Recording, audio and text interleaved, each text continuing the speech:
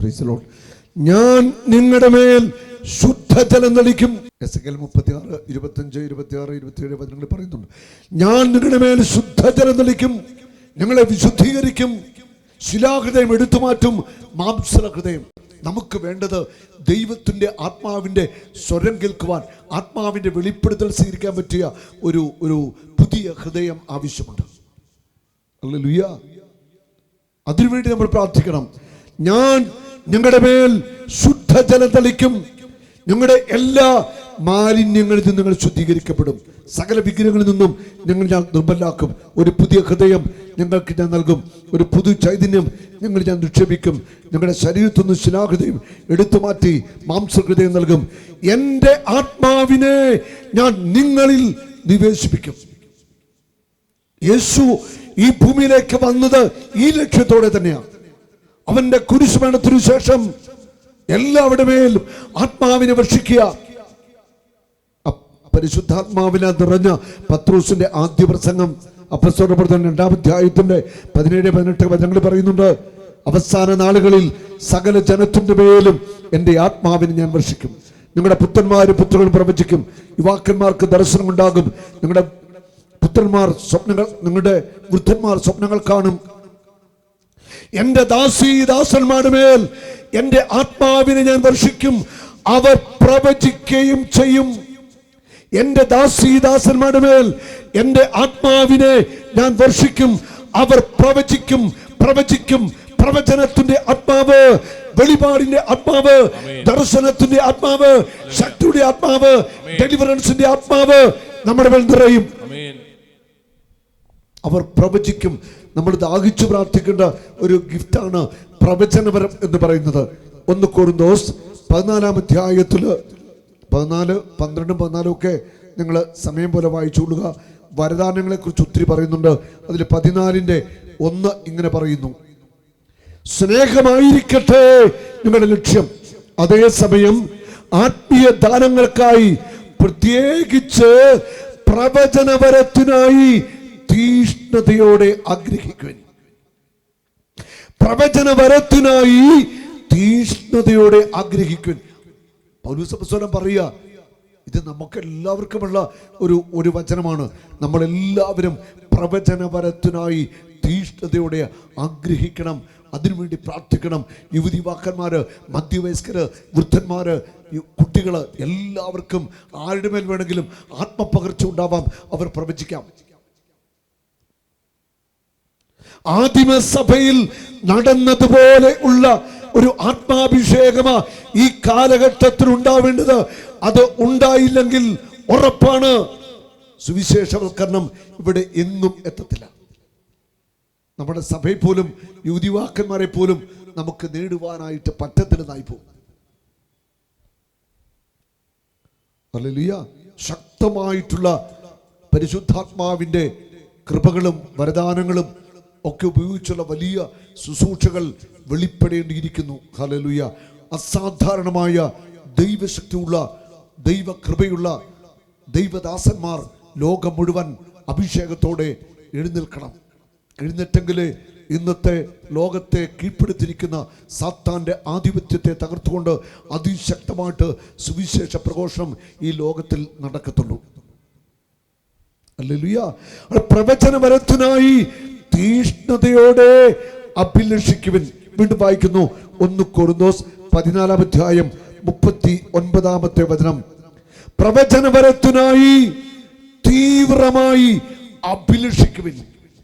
പ്രവചനപരത്തിനായി തീവ്രമായി അഭിലഷിക്കുവിൻ. ഭാഷാപരത്തോടെ സംസാരിക്കുന്നവരെ നിരോധിക്കേണ്ട എല്ലാ കാര്യങ്ങളും ഉചിതമായും ക്രമമായി ചെയ്യുവിൻ. ഹല്ലേലൂയ. പ്രവചനപരത്തിനു വേണ്ടി, ദർശനപരത്തിനു വേണ്ടി, വെളിപാടുകൾക്ക് വേണ്ടി, പിശാചിനെ ബന്ധിക്കാൻ കൃപ ലഭിക്കാൻ വേണ്ടി, ജ്ഞാനത്തിന്റെ വചനം, ഒത്തിരി വരങ്ങളുണ്ട്. ഇതിനൊക്കെ വേണ്ടി നിങ്ങൾ എല്ലാവരും പ്രാർത്ഥിക്കണം. ഹല്ലേലൂയ. ആർക്ക് വേണമെങ്കിലും ഈ കൃപാവരങ്ങൾ സമർത്ഥമായിട്ട് കർത്താവ് തരാൻ തയ്യാറാണെന്നേ. നിങ്ങളിത് പ്രാർത്ഥിക്കുക. നിരന്തരമായിട്ട് പ്രാർത്ഥിക്കുമ്പോൾ ഈ കൃപാവരങ്ങളൊക്കെ നിങ്ങളിലേക്ക് ദൈവത്തിൻ്റെ ആത്മാവ് പകർന്നു തരും. ഹല്ലേലൂയ. കരമുയർത്തി നന്നായിട്ട് യേശുവിനെ ഒന്ന് സ്തുതിക്കട്ടെ. ഹല്ലേലൂയ. സ്വരമുയർത്തി സ്തുതിക്കട്ടെ. ഹല്ലേലൂയ, ഹല്ലേലൂയ, ഹല്ലേലൂയ, ഹല്ലേലൂയ. എല്ലാവരും മനസ്സ് തുറന്ന് സ്തുതിച്ച് പ്രാർത്ഥിച്ചേ. യേശുവേ, ഹല്ലേലൂയ, ഹല്ലേലൂയ. ഒരു 5 പേര് കേൾക്കുന്ന സ്വരത്തിൽ യേശുവേ എന്ന് വിളിച്ച് സ്തുതിച്ചേ. യേശുവേ, ഹല്ലേലൂയ, ഹല്ലേലൂയ, ഹല്ലേലൂയ. യേശുവേ, ആരാധന, ആരാധന, ആരാധന. യേശുവേ, ഹല്ലേലൂയ, ഹല്ലേലൂയ, ഹല്ലേലൂയ. യേശുവേ, ആരാധന. 1 വർഷം കഴിഞ്ഞു. എൻ്റെ കൂടെ പാട്ടുപാടാനൊക്കെ വന്നുകൊണ്ടിരുന്ന റജി എന്ന സഹോദരൻ. റജിക്ക് ഭാര്യ, 2 മക്കൾ, 1 പെണ്ണും 1 ആണും. മകളുടെ കല്യാണം 2 ആഴ്ച പാടാ കഴിഞ്ഞത്. റജിയുടെ ഭാര്യയ്ക്ക് തലയിൽ ഒരു ട്യൂമർ. എന്നെ വിളിച്ചു പറഞ്ഞു. ഞാനും ടീമുകളും പ്രാർത്ഥിക്കുന്നുണ്ടായിരുന്നു. നമ്മൾ അനേകം കൺവെൻഷൻ ധ്യാനങ്ങളൊക്കെ നന്നായിട്ട് പ്രാർത്ഥിച്ചു. അവർ 2 പേരുടെ രാജസ്ഥാനിലൊരു പ്രമുഖ ഹോസ്പിറ്റലിൽ പോയി ചെക്കപ്പ് കോടതി ഓപ്പറേഷൻ ചെയ്യാൻ പറ്റത്തില്ല, ക്യാൻസറായിട്ട് മാറിക്കഴിഞ്ഞിരുന്നു. അപ്പം പ്രാർത്ഥിക്കുമ്പോൾ തന്നെ ദൈവത്തിൻ്റെ ആത്മാവ് തന്ന മെസ്സേജ് മരണത്തിൻ്റെ ആയിരുന്നു. ആദ്യത്തെ ധ്യാനത്തിന് വന്നു. അന്ന് ഞാൻ പ്രാർത്ഥിക്കുമ്പോൾ കാണുകയാണ് ഒരു മൊബൈൽ മോർച്ചറിക്കുള്ളിൽ റിൻസിയുടെ ബോഡി ഇരിക്കുന്നു. വിഷൻ കർത്താവിനെ കാണിച്ചു, മരിക്കും. ഞാൻ റജിയോട് പറഞ്ഞില്ല, ടീമങ്ങളോട് ഞാൻ പറഞ്ഞു റിൻസി മരിക്കും, പ്രാർത്ഥിച്ചാൽ മതി എന്ന് പറഞ്ഞിരുന്നു. ആ ധ്യാനം കൂടിയിട്ട് പോയി. പിറ്റേ മാസം വീണ്ടും ധ്യാനിക്കാൻ വന്നു. ആ ധ്യാനത്തിന് സമയത്ത് പ്രാർത്ഥിക്കുമ്പോൾ റിൻസിയുടെ തലയ്ക്ക് വെച്ച് പ്രാർത്ഥിക്കുന്ന ഞാൻ വിഷൻ കാണുകയാണ്. ഒരു സെമിത്തേരി. ശവസംസ്കാരം കഴിഞ്ഞിട്ട് ഞാൻ പുറത്തിറങ്ങി സെമിത്തേരിക്ക് വെളിയിലിറങ്ങിയിട്ട് ഞാൻ തിരിഞ്ഞു നോക്കുമ്പോൾ കാണുന്നത് റിജിയും മക്കളും മാതാപിതാക്കളും അവർ മൺകൂനയ്ക്ക് മുൻപിൽ നിൽക്കുന്നു. അവർ മാത്രമേ നിൽക്കുന്നു. ഒരു വിഷൻ കർത്താവിനെ കാണിച്ചു. ആത്മാവ് പറഞ്ഞു ഉറപ്പാണ് മരിക്കും. ഞാൻ റിജിയോട് പറഞ്ഞു ആത്മവിശുദ്ധീകരണത്തിന് വേണ്ടി പ്രാർത്ഥിച്ചാൽ മതി, ഞങ്ങൾ പ്രാർത്ഥിച്ചോളാമെന്ന് പറഞ്ഞു. ആ ധ്യാനം കഴിഞ്ഞു പോയി. ഒരാഴ്ചക്കുള്ളിൽ റിൻസി ഈ ലോകത്തോട് യാത്ര പറഞ്ഞു. വെറും 42 വയസ്സ് പ്രായം. നല്ലൊരു മകളായിരുന്നു. അന്ന് ശവസംസ്കാരത്തിന് എല്ലാം പോയി. അതെല്ലാം കഴിഞ്ഞ് ഞങ്ങളുടെ സെമിത്തേരിയിൽ ടീമുകളൊക്കെ ഉണ്ട്. പുറത്തിറങ്ങിയിട്ട് ഞാൻ തിരിഞ്ഞു നോക്കുമ്പോൾ കാണുന്നത് അന്ന് ഞാൻ കണ്ട വിഷൻ തന്നെ. റിജിയും മക്കളും റിജിയുടെ മാതാപിതാക്കളും അവരും റിൻസിയുടെ എല്ലാവരും അവിടെ ഇങ്ങനെ നിൽക്കുന്ന അന്ന് ഞാൻ കണ്ട അതേ വിഷൻ തന്നെ ഞാൻ കാണുകയാണ് റിയലായിട്ട്. മരണം പോലും ദൈവത്തിൻ്റെ ആത്മാവ് കൃത്യമായിട്ട് സംസാരിക്കും. കൃത്യമായിട്ട് മരണം, ജനനം എല്ലാം സംസാരിക്കും. ഹല്ലേലൂയ. പരിശുദ്ധാത്മാവിന് എല്ലാ കാര്യങ്ങളും അറിയാം. ദൈവത്തിൻ്റെ ആത്മാവിന് അറിയത്തില്ലാത്ത ഒരു കാര്യമില്ല. ആണ് പരിശുദ്ധാത്മാവ് ദൈവമാണ്. നമ്മുടെ ഭാവിയെക്കുറിച്ച് ഏറ്റവും വ്യക്തമായിട്ട് അറിയാവുന്നത് പരിശുദ്ധാത്മാവിനാണ്. അടയാളങ്ങളും ദർശനങ്ങളും പ്രവചനങ്ങളും വെളിപ്പാടുകളും ഒക്കെ ദൈവത്തിൻ്റെ ആത്മാവ് നമ്മോട് സംസാരിക്കും. കൃത്യമായിട്ട് ദൈവത്തിൻ്റെ ആത്മാവ് പേരുകൾ വിളിച്ച് സംസാരിക്കും. എനിക്ക് ധാരാളം അനുഭവങ്ങളുണ്ട്, ആത്മാവ് സംസാരിച്ച അനുഭവങ്ങൾ. Hallelujah, hallelujah. നിങ്ങളെല്ലാവരും പരിശുദ്ധാത്മാവിന് വേണ്ടി വലിയ തീഷ്ണതയോടെ പ്രാർത്ഥിക്കണം. ഇവിടെ പറയുന്നു പ്രവചനവരത്തിന് വേണ്ടി തീവ്രമായി അഭിലഷിക്കാൻ, തീഷ്ണമായി പ്രാർത്ഥിക്കാൻ. പരിശുദ്ധാത്മാവിൻ്റെ വരദാനങ്ങൾക്ക് വേണ്ടിയുള്ള തീഷ്ണത നിറഞ്ഞ ഒരു പ്രാർത്ഥന ഉണ്ടാവണം. നമ്മൾ വായിക്കുന്നുണ്ട് മർക്കോസ് 16-ാം അധ്യായത്തിൻ്റെ 17 വചനങ്ങളിൽ യേശു അപ്പസ്തലന്മാർക്ക് അവസാനത്തെ തന്നെ മെസ്സേജ് കൊടുക്കുക. ഒരു കൽപ്പനയാണ്, നിങ്ങൾ ലോകമെങ്ങും പോയി സകല സൃഷ്ടികളോട് സുവിശേഷം പ്രസംഗിക്കണം. വിശ്വസിക്കാത്തവന് ശിക്ഷിക്കപ്പെടും, വിശ്വസിക്കുന്നവരോടുകൂടെ ഈ അടയാളങ്ങൾ ഉണ്ടായിരിക്കും. അവർ എൻ്റെ നാമത്തിൽ പിശാചുക്കളെ പുറത്താക്കും, പുതിയ ഭാഷകൾ സംസാരിക്കും, അവർ സർപ്പങ്ങളെ കയ്യിലെടുക്കും, മാരകമായ എന്തു കുടിച്ചാലും അതവരെ ഉപദ്രവിക്കുകയില്ല, അവർ രോഗിയുടെ മേൽ കൈകൾ വയ്ക്കും, അവർ സുഖം പ്രാപിക്കുകയും ചെയ്യും. ഇത് വിശ്വസിക്കുന്ന എല്ലാവർക്കുമുള്ളതാ. ഇവിടെ ഇരിക്കുന്ന നിങ്ങൾ കരങ്ങൾ വെച്ച് പ്രാർത്ഥിക്കുമ്പോൾ പിശാച് വിട്ടുപോകും. നിങ്ങൾ കൈവച്ച് പ്രാർത്ഥിക്കുമ്പോൾ രോഗികൾ സൗഖ്യം പ്രാപിക്കും. അതിനുള്ള പ്രാർത്ഥനാ ചൈതന്യം, ആത്മാവിൻ്റെ അഭിഷേകത്തിലേക്ക് നിങ്ങൾ കടന്നു വരണം. ഇതാണ് യേശു ആഗ്രഹിക്കുന്ന ദൈവരാജ്യത്തിന് പ്രഘോഷണം. ഓരോ വ്യക്തിയും മാമോദീസ സ്വീകരിച്ച ഓരോ വ്യക്തിയുടെയും ദൗത്യമാണ് സുവിശേഷം പ്രസംഗിക്കുക എന്നുള്ളത്. യേശുവിനെ മറ്റുള്ളവർക്ക് കൊടുക്കുക എന്നുള്ളത് നമ്മുടെ ദൗത്യമാണ്. നമ്മൾ ജീവിക്കുന്ന സാഹചര്യങ്ങളിൽ, ജോലിസ്ഥലത്തോ എവിടെയുമാവട്ടെ, അല്ലെ വീട്ടിൽ, ഇടവകയിൽ, മറ്റു മതസ്ഥരുടെക്ക് എല്ലാവർക്കും നമ്മൾ യേശുവിനെ കൊടുക്കേണ്ടവർ തന്നെയാണ്. ദൈവത്തിന് മുഖനോട്ടമില്ല, അവൻ ജാതി നോക്കുന്നില്ല, അവന്റെ മുറിവിൽ സൗഖ്യമുണ്ട്. ഏത് മതത്തിൽപ്പെട്ടു വന്നവരും അവരെ അവൻ സൗഖ്യമാക്കും, ഒരു വ്യത്യാസമില്ല. ഹല്ലേലൂയ. ഇനി നമുക്ക് വിശ്വാസക്കുറവുണ്ടെങ്കിൽ പരിശുദ്ധാത്മാവിന് പ്രാർത്ഥിക്കണം. പരിശുദ്ധാത്മാവേ, എൻ്റെ വിശ്വാസത്തെ വർദ്ധിപ്പിക്കണമേ. ദൈവത്തിൻ്റെ ആത്മാവ് നമ്മുടെ വിശ്വാസത്തെ വർദ്ധിപ്പിക്കും. പരിശുദ്ധാത്മാവിനോട് തീഷ്ണമായിട്ട് പ്രാർത്ഥിക്കുക. വരദാനങ്ങളൊക്കെ നിറയട്ടെ, വചനത്തിൻ്റെ അഭിഷേകം നിറയട്ടെ, ആത്മാവിൽ നിറഞ്ഞ് ഒരു വിശുദ്ധ ജീവിതം ഇവിടെ നയിക്കണം. ക്രിസ്തുവിനെ പ്രഘോഷിക്കണം, ക്രിസ്തുവിന് സാക്ഷിയാകണം.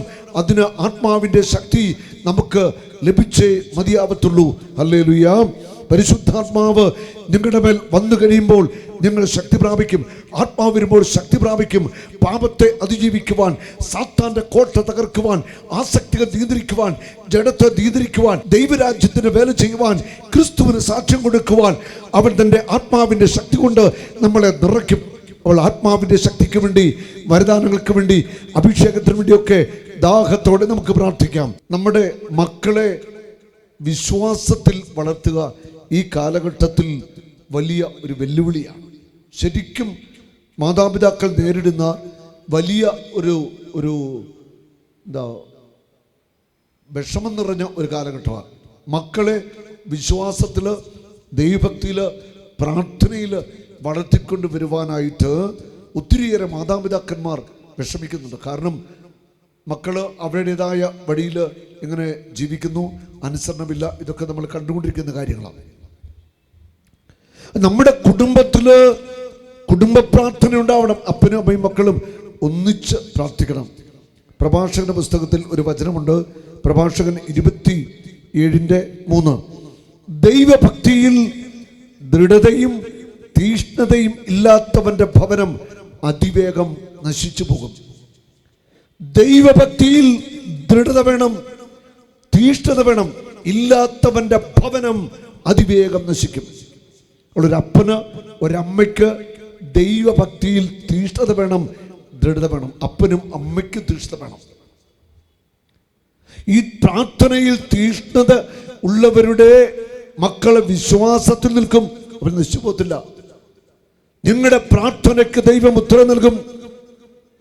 നിങ്ങൾ മക്കൾക്ക് വേണ്ടി കണ്ണുനീരോടെ പ്രാർത്ഥിച്ചോ, അവര് ഏത് തിന്മയുടെ വഴിയിലാണെങ്കിലും അവർ മടങ്ങി വരും. കണ്ണുനീരിന്റെ പ്രാർത്ഥനയ്ക്ക് കർത്താവ് ഉത്തരം നൽകുന്നവരാണ്. ഹല്ലേലൂയ.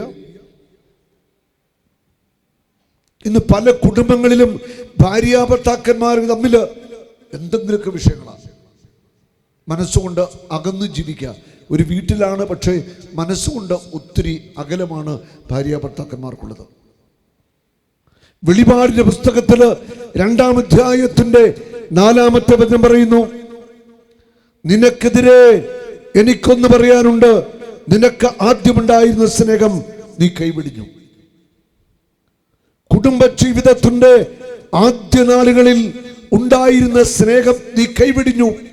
എവിടെ വെച്ചാണ് സ്നേഹം നഷ്ടമായത്? എവിടെ വെച്ചാ നിന്റെ കുടുംബ ജീവിതത്തില് പാളിച്ച സംഭവിച്ചത്? എവിടെ വെച്ചാ നിന്റെ കുടുംബ ജീവിതത്തില് പരാജയം ആരംഭിച്ചത്? മനസ്സുകൾ തമ്മിൽ അകന്നുപോയി സ്നേഹം നഷ്ടപ്പെട്ടത് എപ്പോഴാണ്? ഇവിടെ ഇരിക്കുന്ന ഭാര്യ ഭർത്താക്കന്മാർ ചിന്തിക്കുക.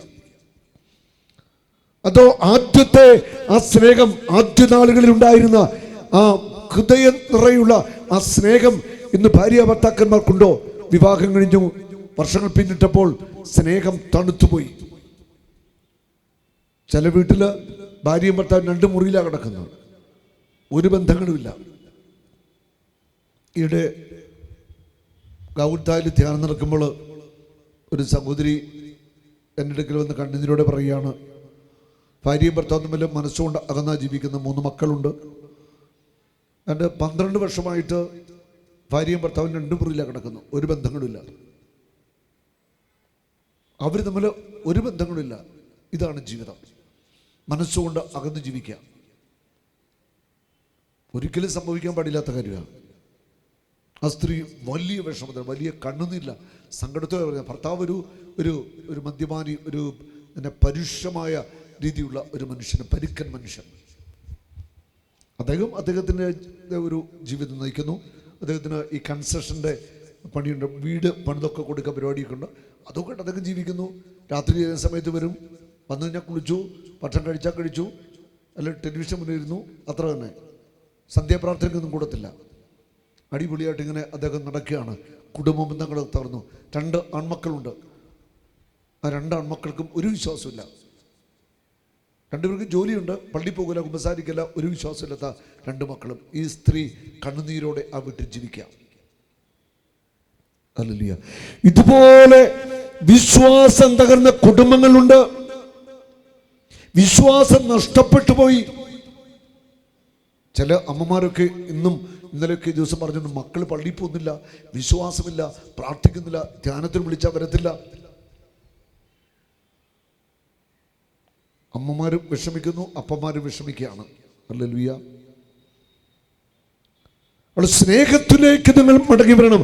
ആദ്യമേ ഭാര്യ ഭർത്താക്കന്മാര് സ്നേഹിക്കാൻ തുടങ്ങണം. മനസ്സിൽ എന്തെങ്കിലും വെറുപ്പോ വിഷമമൊക്കെ ഉണ്ടെങ്കിൽ ഒന്ന് ക്ഷമിച്ച് നിങ്ങൾ സ്നേഹത്തിൽ ഒന്നായിട്ട് ഒന്ന് ജീവിക്കാൻ തുടങ്ങുക. അപ്പോൾ നിങ്ങളുടെ പ്രാർത്ഥനയ്ക്ക് മറുപടിയാകും. നിങ്ങളുടെ മക്കള് ശരിയായ വഴിയിലേക്ക് വരികയും ചെയ്യും. ഹല്ലേലൂയ. ഒരു നാളും നീ അനാഥനല്ല, ഒരു നാളും നീ അന്യനല്ല, ഒരു നാളും നീ അനാഥനല്ല.